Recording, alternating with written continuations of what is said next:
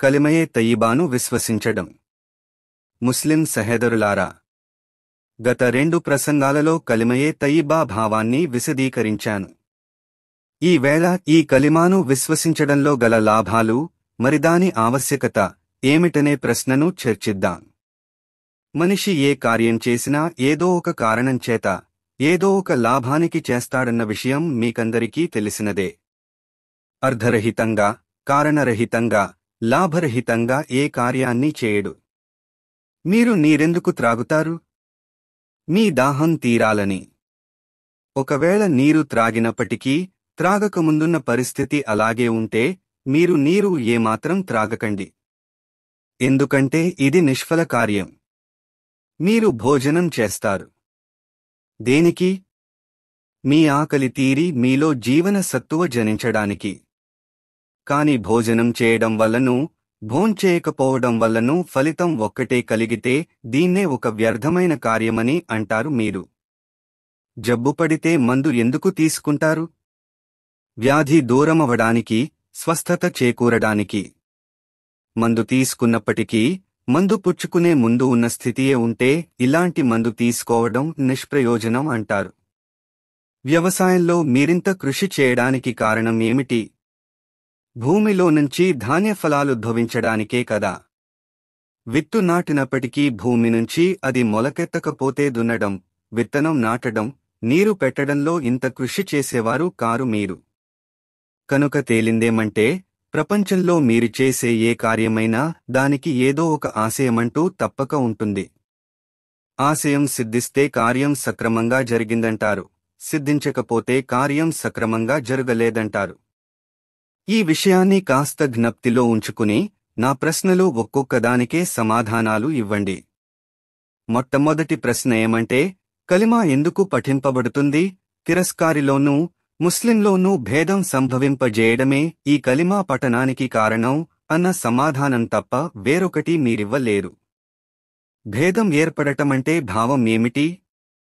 తిరస్కారికి 2 కళ్ళుండగా ముస్లింకు 4 ఏర్పడుతాయనో, లేదా తిరస్కారికి తల ఒకటుంటే ముస్లింకు 2 కలుగుతాయనో దీని భావమా అని నేనడిగితే మీరేమంటారు? దీని భావం ఇది కాదు. భేదం ఏర్పడటమంటే తిరస్కారి, ముస్లిం అంత్యముల్లో వ్యత్యాసం ఏర్పడటమని.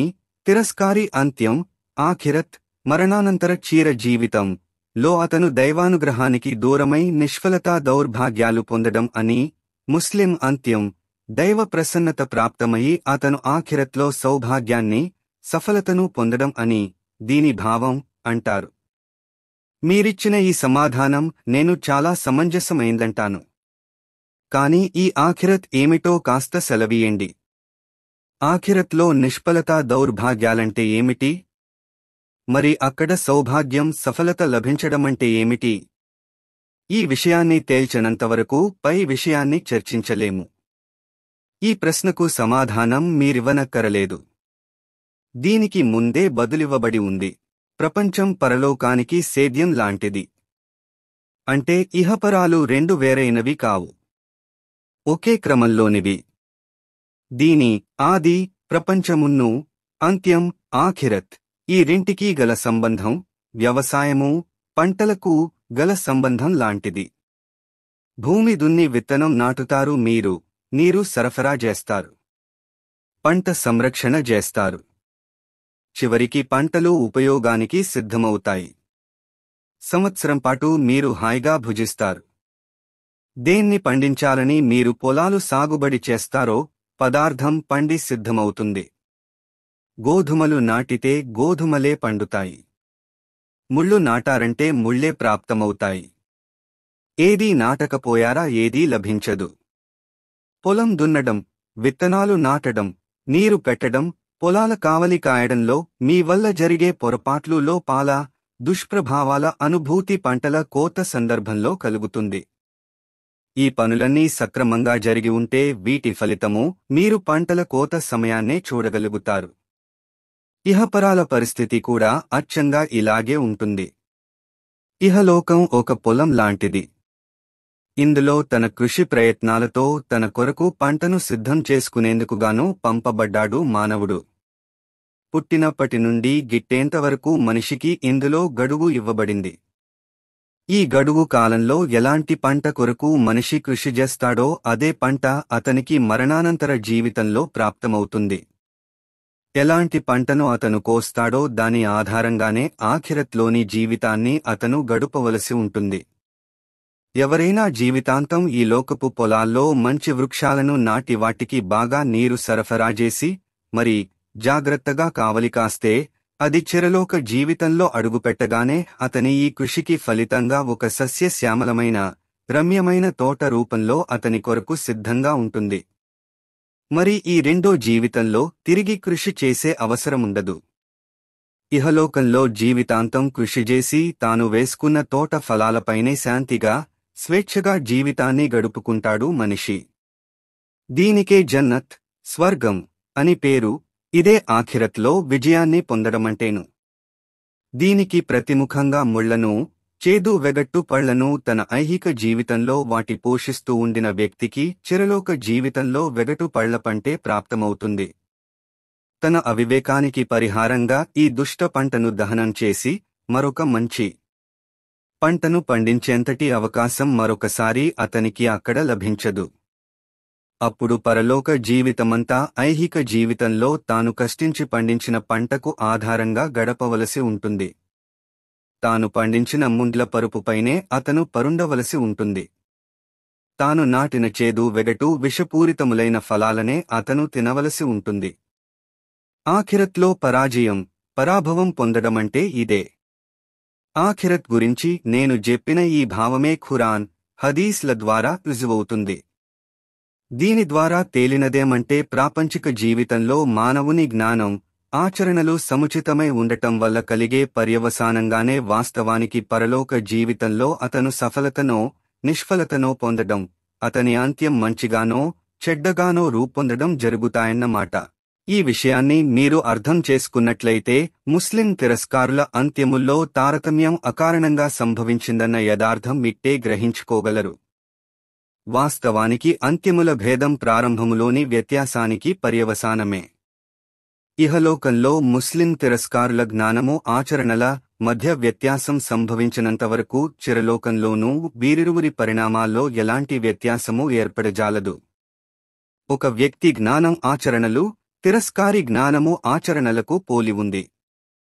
అతను పరలోకంలో తిరస్కారికి లభించే పర్యవసానాన్ని ఎదుర్కోకుండా తప్పించుకోవటం ఎలా సాధ్యం కాగలదు? తిరిగి అదే ప్రశ్న ఎదురవుతుంది. కలిమా పఠించడంలో గల ఉద్దేశ్యమేమిటి? తిరస్కారి పరిణామంలోనూ ముస్లిం పరిణామంలోనూ వ్యత్యాసం సంభవించడమే కలిమా పఠనంలో గల ఉద్దేశ్యమని మీరింతకు ముందే సమాధానం ఇచ్చి ఉన్నారు. ఇప్పుడు మీరు విన్న పరిణామం ఆఖిరత్ భావనల దృష్ట్యా మీ సమాధానంపై పునరావలోకన జరపవలసి ఉంటుంది. ఇప్పుడు మీరు ఈ విధంగా చెప్పవలసి ఉంటుంది: ఆఖిరత్లో మానవుని అంత్యం చక్కబడడానికి అతని జ్ఞానము, ఆచరణలను చక్కబర్చడమే కలిమా పఠించడంలో గల ఉద్దేశ్యం. ఆఖిరల్లో పండ్లు కోయవలసిన తోటను ఈ లోకంలో నాటడం మానవునికి నేర్పిస్తుంది ఈ కలిమా. ఒకవేళ మానవుడు ఈ కలిమాను విశ్వసించకపోతే ఆ తోటను నాటే విధానం అతనికి తెలియజాలదు. అలాంటప్పుడు అతను తోటను నాటగలిగేదెలా? ఆఖిరత్లో కోయగలిగేదేమి? మనిషి ఈ కలిమాను నోటితో ఉచ్చరించినా అతని జ్ఞానం కలిమా పఠించనివాని జ్ఞానాన్ని పోలి ఉంటే, మరి అతని ప్రవర్తన కూడా తిరస్కారి ప్రవర్తనకు సమానమైతే ఇలాంటి కలిమా పఠనం వల్ల ఎలాంటి ప్రయోజనమూ లేదని మీ బుద్ధే పలుకుతుంది. ఇలాంటి వ్యక్తి అంత్యం ఒక తిరస్కారి కంటే భిన్నంగా అవడానికి కారణమేమీ లేదు. తోటను నాటి పెంచే విధానం కూడా అతను తెలుసుకోలేడు. ఇంకా తోటను కూడా నాటలేడు. జీవితాంతమూ ముండ్లే నాటుకుంటూ ఉంటాడు. అప్పటికీ ఆఖిరత్లో అతనికి పండ్లతో నిండిన తోట లభించాలంటే ఎలా సాధ్యపడుతుంది? నోటితో కలిమా పఠించినంత మాత్రాన అతను దేవునిపై ఎలాంటి ఉపకారం చేయలేడు. ఇంతకు ముందు అనేక ఉదాహరణల ద్వారా వివరించినట్లు ఏ కార్యంలో ఫలితం మాత్రం దాన్ని చేసినా చేయకపోయినా ఒకటే అవుతుందో అలాంటి కార్యం వ్యర్థమో అర్థరహితమైంది. మందును సేవించిన తరువాత రోగస్థితి మందు పుచ్చుకునే ముందున్నట్లే ఉంటే అది వాస్తవానికి మందు కాదు. సరిగ్గా అదే విధంగా కలిమా పఠించే వ్యక్తి జ్ఞానం ఆచరణలు కలిమా పఠింపనివానికి పోలి ఉంటే ఇలాంటి కలిమా పఠనం కేవలం అర్థరహితం. ప్రపంచంలోనే తిరస్కారి, ముస్లిం జీవితాల్లో భేదం లేకపోతే ఆఖిరత్లోని ఫలితాల్లో తారతమ్యం ఎలా కలుగుతుంది? ఇప్పుడు ఒక ప్రశ్న. శిష్టవచనం కలిమయే తయిబా మానవునికి నేర్పే ఆ జ్ఞానాన్ని పరిగ్రహించిన పిదప ముస్లిం ఆచరణలోనూ తిరస్కారి ఆచరణలో కలిగే తారతమ్యం ఏమిటి? కాస్త గమనించండి. కలిమా ద్వారా మీకు తెలిసే తొలి మాట, మీరు దేవుని దాసులని. ఈ విషయం మీకు తెలిసిన తరువాత మీరు ఎవరికి దాసులో ఆయన ఇచ్ఛానుసారంగానే ఈ ప్రపంచంలో ప్రవర్తించవలసి ఉందన్న విషయమూ దానంతటా అదే వ్యక్తమవుతుంది. ఎందుకంటే ఆయన ఇష్టానికి భిన్నంగా ఆచరించడం యజమానికి తిరుగుబాటుగా పరిగణింపబడుతుంది. దీనికి పిదప కలిమా ద్వారా మీకు తెలిసివచ్చే రెండో విషయం ఏమంటే హజ్రత్ ముహమ్మద్ సల్లల్లాహు అలైహి వసల్లం దేవుని ప్రవక్త అని. ఈ విషయం మీకు తెలియగానే ప్రపంచపు సేద్య భూమిలో ముళ్ళు విష ఫలాలు కాకుండా పుష్పాలు మధుర ఫలాల తోట నాటడం ఎలా సాధ్యమవుతుందో మహాప్రవక్త సల్లల్లాహు అలైహి వసల్లం బోధించారు. గనుక ఆ విధంగానే తోట నాటడం మీ కర్తవ్యం అన్న విషయమూ అవగతమైపోతుంది. ఆ విధానాన్ని మీరవలంబించారంటే ఆఖిరత్లో మంచి పంట లభిస్తుంది. మీరు దీనికి భిన్నంగా ఆచరించారంటే ప్రపంచంలో ముళ్లనే నాటగలుగుతారు, ఆఖిరత్లో ముళ్లనే పొందడమూ జరుగుతుంది. ఈ జ్ఞానం ప్రాప్తమైన తరువాత మీ ప్రవర్తన సహితం దీనికి అనుగుణంగానే ఉండటం అనివార్యం. ఒకరోజు మరణించడం తథ్యమని, మరణానంతరం మరొక జీవితం ఉందని, మరి ఆ జీవితాన్ని ఈ జీవితంలో ఆ పండించిన పంటపైనే గడపవలసి ఉంటుందని మీకు అచంచల విశ్వాసమే ఉంటే మీరు మహాప్రవక్త సల్లల్లాహు అలైహి వసల్లం సూచించిన రీతిని వదిలిపెట్టి మరో మార్గాన్ని అవలంబించడం సంభవించదు. ప్రపంచంలో సేద్యం మీరు చేసేదెందుకు? సేద్యం చేయకపోతే ధాన్యం పండదు. ధాన్యం పండకపోతే ఆకలి బాధకు ఆహుతి అవుతామని మీకు గట్టి నమ్మకముంది. మీకీ విషయంలో విశ్వాసమే లేకపోయి వ్యవసాయం చేయకనే ధాన్యం పండుతుందని, లేక ధాన్యం లేకనే ఆకలి బాధతో విమోచనం పొందగలుగుతామని ధీమా ఉంటే మీరు వ్యవసాయంలో ఏమాత్రం కృషి చేయరు. ఇదే విధంగా మీ సొంత పరిస్థితినే ఊహించుకోండి. ఒక వ్యక్తి అల్లాహ్ తన ప్రభువుగానూ మహాప్రవక్త సల్లల్లాహు అలైహి వసల్లం దేవుని ప్రవక్తగానూ తనకు విశ్వాసముందని, ఆఖిరత్లో కూడా నమ్మకముందని నోటితో అంటున్నప్పటికీ అతని ప్రవర్తన పవిత్ర ఖురాన్ శిక్షణలకు, మహాప్రవక్త సల్లల్లాహు అలైహి వసల్లం సున్నత్ సంప్రదాయం నకు విరుద్ధంగా ఉంటుంది. ఇలాంటి వ్యక్తి ఈమాన్ విశ్వాసం బలహీనమైందని తెలుసుకోండి. తన పొలంలో కృషి చేయని పక్షంలో కలిగే దుష్ఫలితం గురించి అతనికి ఎంత విశ్వాసముందో అంతటి విశ్వాసమే పరలోక పంటను పండించని పక్షంలో కలిగే దుష్పరిణామం గురించి ఉంటే అతను ఈ కార్యంలో నిర్లక్ష్యం వహించడు. ఏ వ్యక్తి తన కోసం చేతులారా ముళ్ళు నాటుకోడు. తాను నాటేవి ముళ్ళని, ఆ ముళ్ళు తనకు కష్టం కలిగిస్తాయని నమ్మకం లేని వ్యక్తి మాత్రమే ముళ్ళు నాటుకుంటాడు. అగ్నికణాన్ని చేతులారా ముట్టుకోరు మీరు. అది కాల్చివేస్తుందని మీకు పూర్తిగా నమ్మకముంది. కాని ఒక చరిటివాడు మాత్రం మంటలో చేయి వేసేస్తాడు.